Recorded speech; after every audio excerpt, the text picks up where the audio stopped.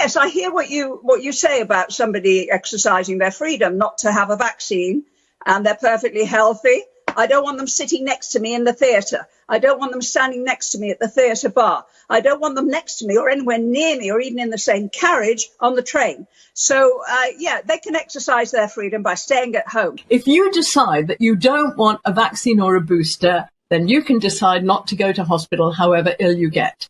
And that is your right. So you would leave the unjabbed at home to die if they had a heart attack, if they suffered from a stroke?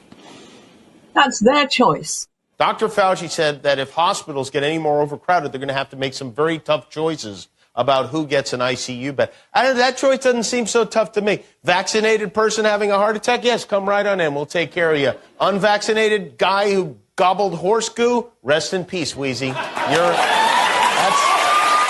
We need to make it clear to them that the vaccine is the ticket back to pre-pandemic life.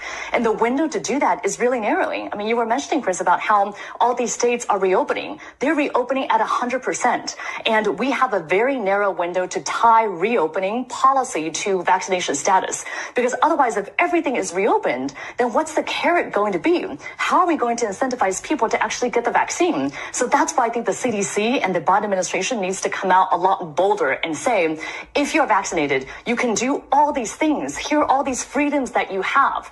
Because otherwise, people are going to go out and enjoy these freedoms anyway. People who refuse to accept vaccines, I think the right response for them is not to force them to, but rather to insist that they be isolated. Giving up your human rights is justifiable. It's justifiable to take away a person's bodily autonomy when you have a global pandemic. Those who haven't had jabs but could have jabs need to have a badge saying unjabbed. Really? Yeah. We just have to make people understand that, no jab, no life. And that's how it is.